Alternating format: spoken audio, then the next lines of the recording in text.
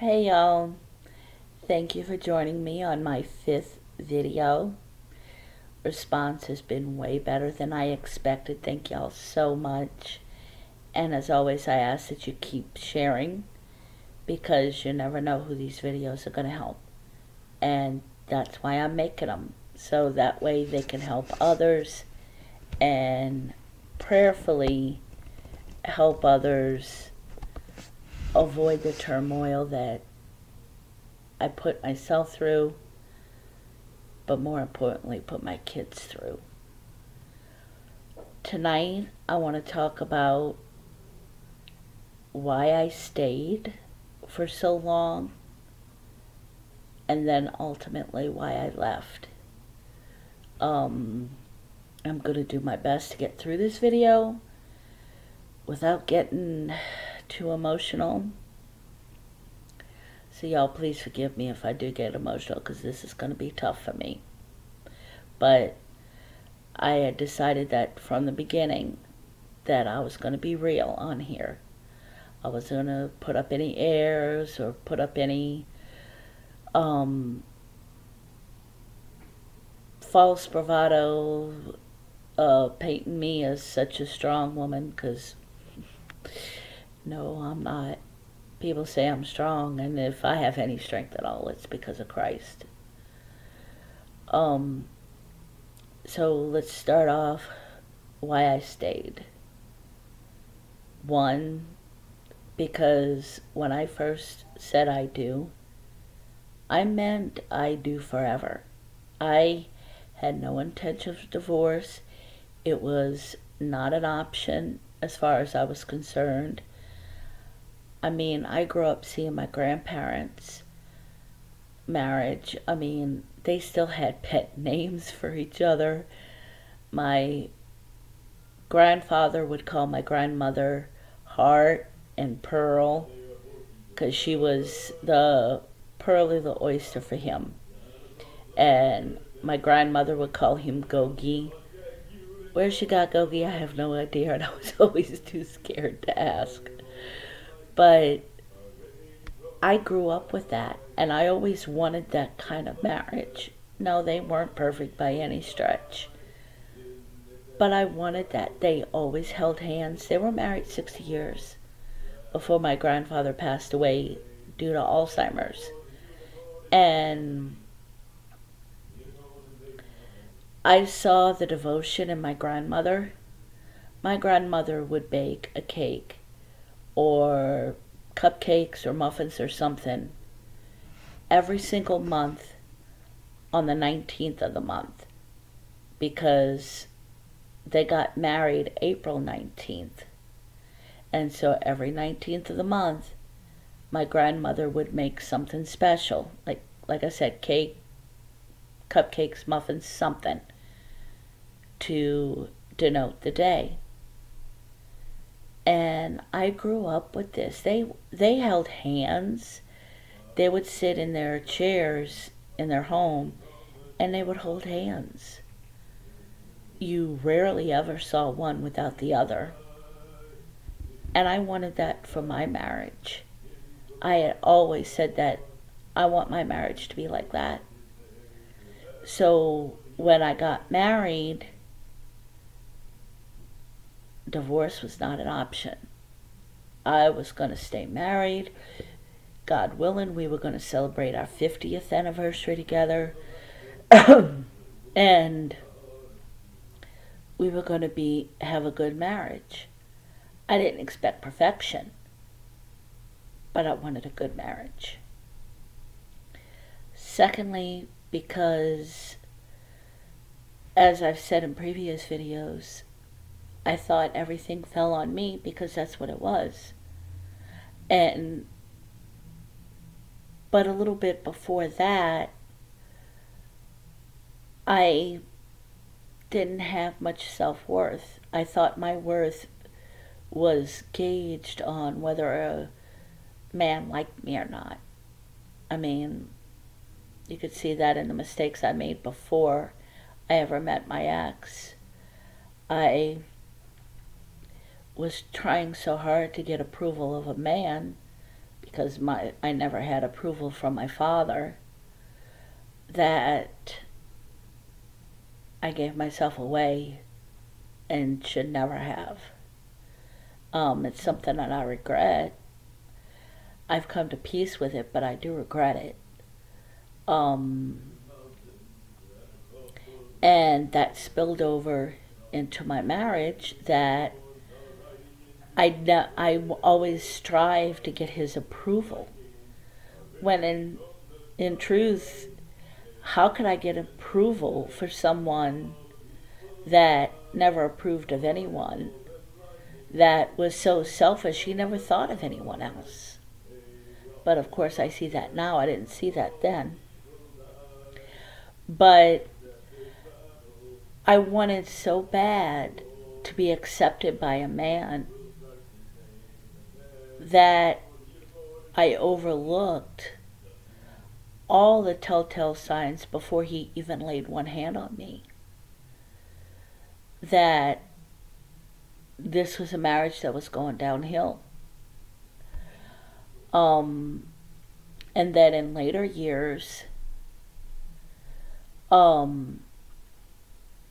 thought if I worked hard enough at the marriage, if I stayed strong and stayed the good woman, because everybody kept telling us that we complemented each other, that we seemed like a good fit, that I was a good woman for him. And I mean, I was, because quite honestly, I put up with way more than I think most women would have. Doesn't make me anything special. It just makes me have a high tolerance for bullcrap. But yeah, I said it. But so I just I felt like, okay, I'm going to be the strong one. I'm going to do everything right, and that's going to bring him over and change. Then in later years, when we started seeking Christ and we were going to this so-called church that I look back now and it was riddled with terrible sin. I mean, sin, don't get me wrong. I'm not judging people. But when you get the head pastor, the lead pastor, that is in major sin himself, that trickles down to the congregation. There was one of the ladies that was the leader of the women's group that was the biggest gossip of the entire church. If you wanted to know anything that was going on in the church, all you had to do was ask her and she would tell you everything. And within all of that, they kept saying God hates divorce and that you can lose your salvation. It never occurred to me then that, if you can lose your salvation, that means you can somehow earn your salvation. And if you can earn your salvation, then why did Christ die on the cross? It wasn't until many years later that I started working through all that and realizing that no, I can't lose it.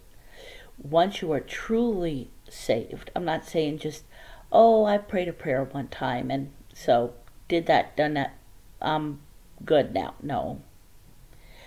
True repentance brings about a true life change.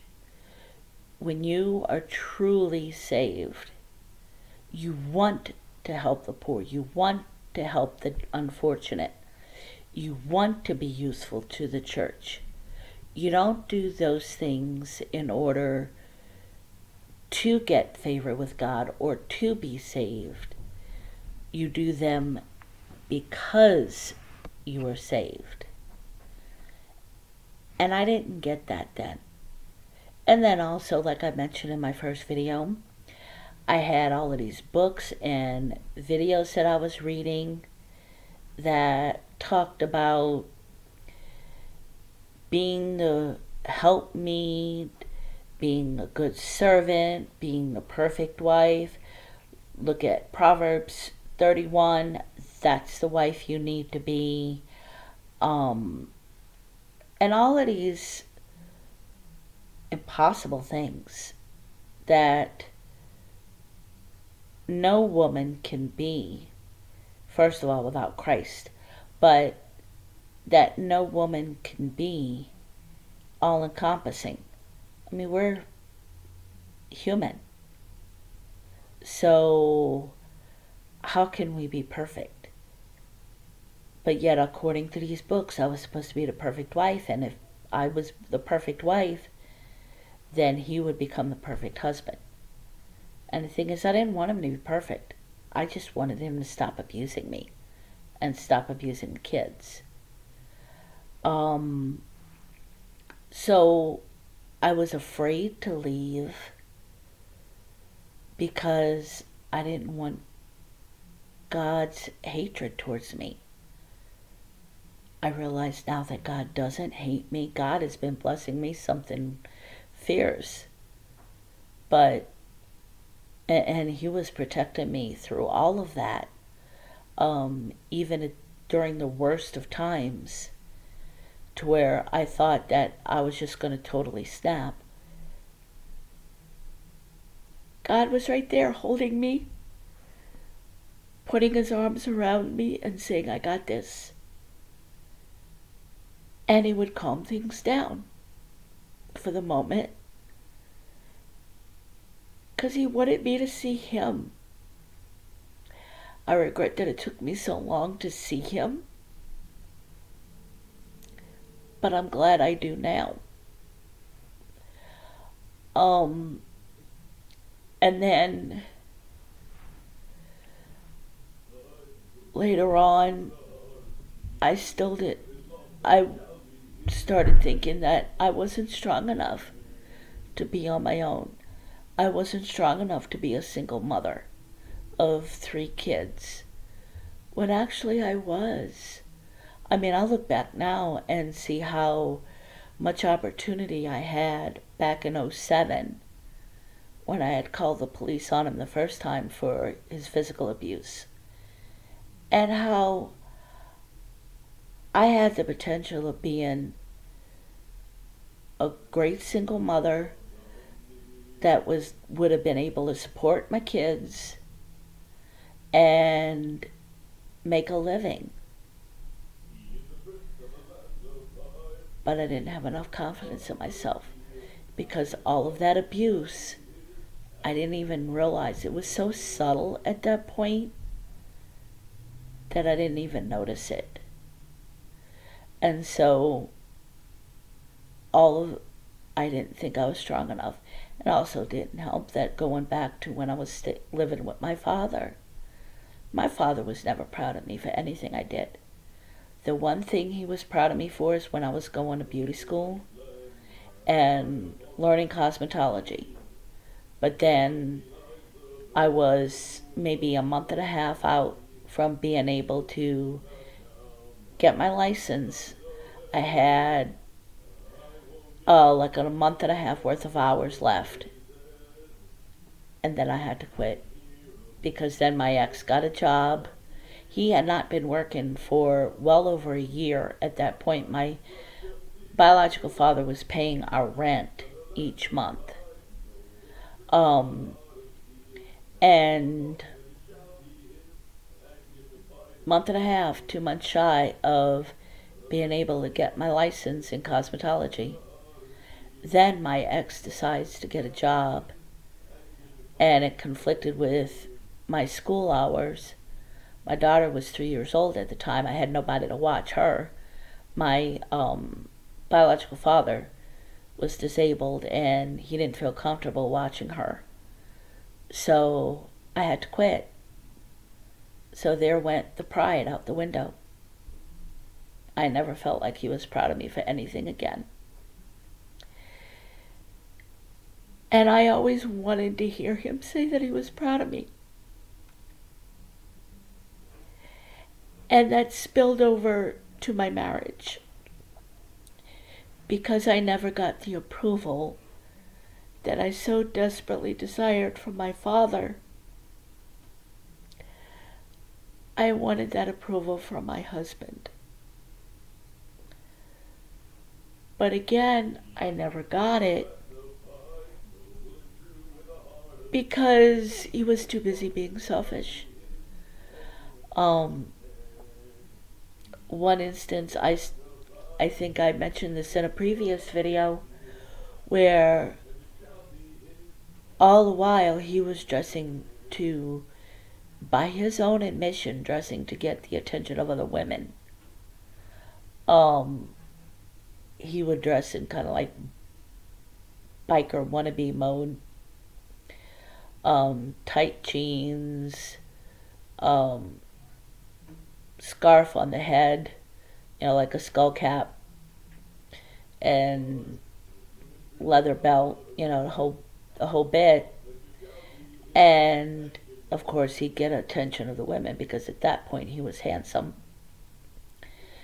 And meanwhile, I'm trying to dress to please him in a way that he would be wanting me. And then he tells me I dress like an old lady. Oh my goodness, I was horrified that day. Because I didn't want to look like an old lady. I was only in my very early 40s. So the last thing I wanted to do was look like a 60-year-old, is what he described me as.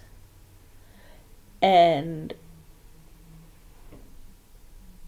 so I took all those clothes off my hangers and I never wore them again. And I dealt with the clothes that I had that he did kind of like. And I look at it now and notice how hard I tried to get his attention. And nothing I did was good enough for him. And the more he was not giving me attention, the more I wanted the attention. But in doing that, I sacrificed my kids. Because all the while my kids were hurting because they were seeing their mother being abused. And he was emotionally abusing them. And that, I look back now and that hurts. But I wanted that approval that I never got from any man. When in truth I was looking at the way wrong place. Instead of looking for approval from man in general, male or female, I should have been looking for God's approval. Then finally, July 24th of 2015, I was reading in the book of Romans on my break at work. I was working at a truck stop at the time. And then it came to me. What Christ did for me. And that there was nothing I needed to do to get his approval. There was nothing I could do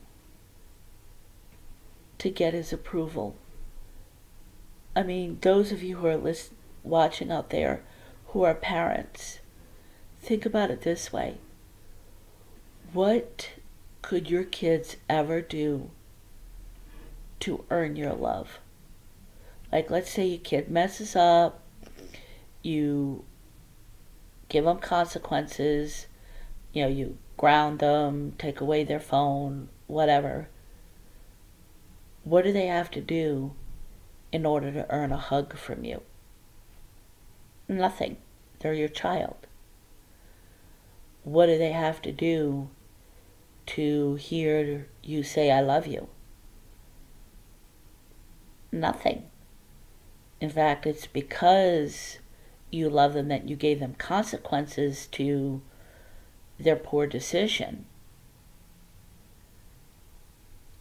And because you love them, there's nothing that they could do to get you to not love them. How much more a perfect being like God? God is perfect. So, first of all, what could we ever do to earn His love? What could we possibly do? Nothing. But yet He loves us. And that's when I started realizing that I deserved better. I still wasn't strong enough to leave Him at that point.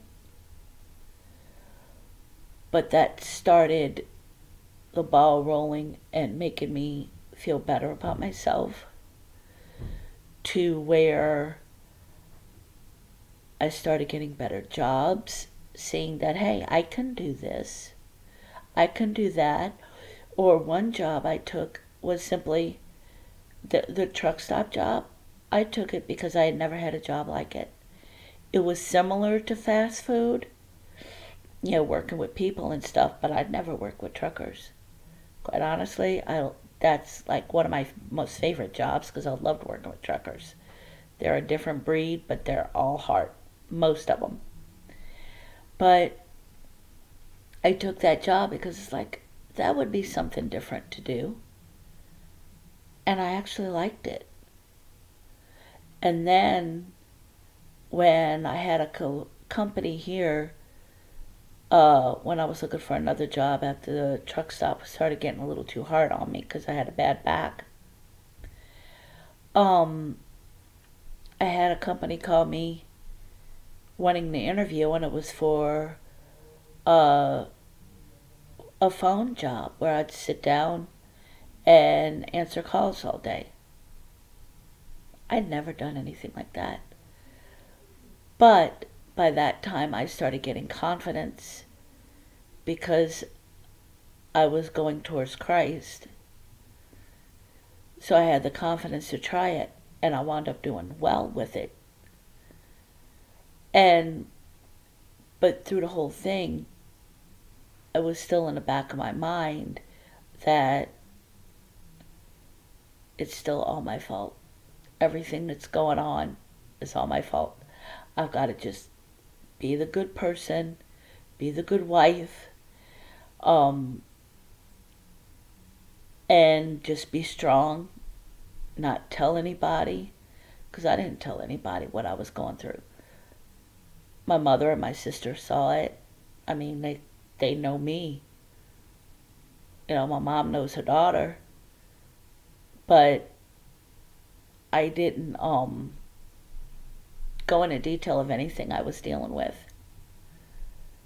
And even through all of that, I still wanted His approval because I never felt good enough for Him. Because while He was out looking at all of these other women,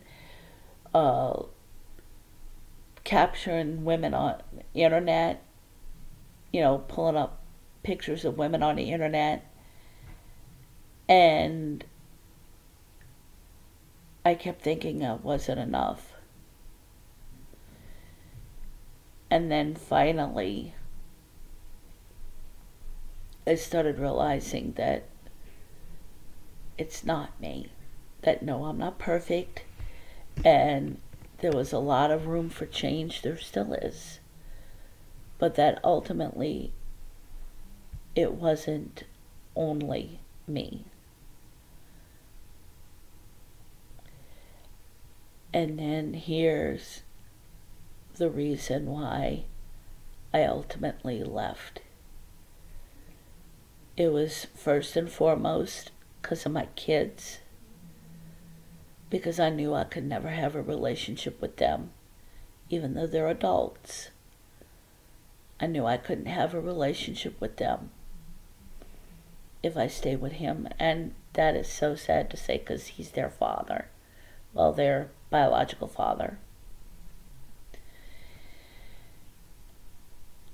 And somewhere in the back of my mind, through hearing it enough from my mother, my sister, friends, the few friends I did have, that I deserved differently. I deserved better. I deserved to be treated like a human. And so when I made that decision, in realizing that there was no way that he was going to change, there was no way I was going to have any kind of decent relationship with my kids or any future grandchildren I may have. I mean, I have a grandchild now that I don't see, but that's a different story. But any other grandchildren. And that's when I started preparing. But the ultimate thing, and I'm getting this out now because this has been a tough week for me. Like I said, I'm going to keep it real. It's been a tough week for me emotionally because next week is the 1-year anniversary of the death of a very dear man. He and his wife were really good friends to me and my ex for 27 years now. And he was the godfather of our daughter. And he got sick around the first of the year. He had had a stroke. Well, it didn't look good at first, but then he came out of the coma that they had put him in. First thing he said was asking if his college team won. So we're like, yep, he's going to pull through. He may have a long journey ahead in rehabilitation, but he's going to get through. He's a tough old man. Then on January 30th of 2020, complications happened and he died. And it hurt like anything because I wanted to go see him in the hospital and I knew I couldn't because I couldn't take my ex with me to go see him because my ex would start some kind of turmoil, or I was afraid of that he may start some kind of turmoil in the hospital room. And even his wife, my best friend, called me and said, look, Penny, I know you probably want to come see him, but don't bring your ex, because I don't need his turmoil. I don't need his foolishness. And I didn't get mad at her because she was right. It was something I had already been thinking about. So I couldn't even go see him. So the last time I saw him was, at that point, was like 5 or 6 months before. And this was a man that was always there for us. At the drop of a hat. If we needed something, bam, he was there. And he loved my daughter as his own. That was his goddaughter. He was known as uncle to all 3 kids. My oldest was like 4 years old when we met them. And our daughter was an infant. She was just like a month or 2 old. So they've never really known a time that they haven't been in our lives. And I couldn't go see him before he died. And that killed me. And then what did it was that a few days later, about a week or so later, on February 10th, or February 9th rather, his funeral. I had already prepared for my ex to do what he could to get attention put on himself, because that's him. Well, sure enough, right as predicted, he started crying and carrying on like he was some lost long brother or something. Long lost brother. In fact, at the end of the funeral, when normally everybody goes to the grieving family and comfort them and give them their condolences, they were going to him and saying, and one woman asked, "Are you his brother?" And it's like, I was furious. So, to make an already long story short, I faked a headache. I was starting to get a headache, but it was the type of headache that I could have easily ignored and wait till I got home and popped a few Tylenol or whatever and I've been good to go. But I used that headache to get him out because he was also mad that our daughter was there, but our daughter didn't talk to either one of us. I knew she wasn't going to talk to me because she didn't want to have me get grief that she talked to me and not him, because she didn't want to have anything to do with him. And so, of course, he ranted and raved for the rest of the night at our house after I dragged him out of there. And that's when he got really physical. He was already drunk, because, of course, he bought a bottle of vodka. And he did a lot of horrible things that night. Things that were lower than low. I won't go into detail because it's definitely not something that I want to horrify anybody else over. But suffice it to say, it was lower than low, and including physical. Next morning we wake up and he's all apologetic, all sorry, and asking me to forgive him. And I said, yeah, I'll forgive you, simply because I didn't want to have any more grief. Well, I went in the bathroom and I noticed the bruises on my arms from when he grabbed me. I had fingerprint bruises. And I said, okay, Lord, this is it. I know I deserve better. And I know this is not what you have for me. And I made a promise right there, looking in a mirror so I could see myself. And I made a promise to the Lord and to myself that I wasn't going to put up with this ever again. That the next time this happens, I'm out. Well, literally 1 month to the day, on March 10th, because this happened February 10th, the day after the funeral. So literally 1 month to the day, March 10th,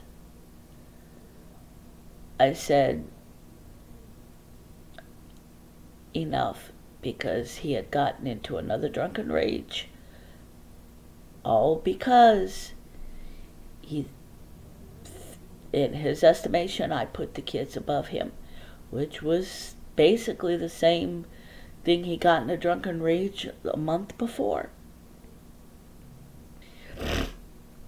And I woke up that morning and I'm like, okay, God, how can I do this?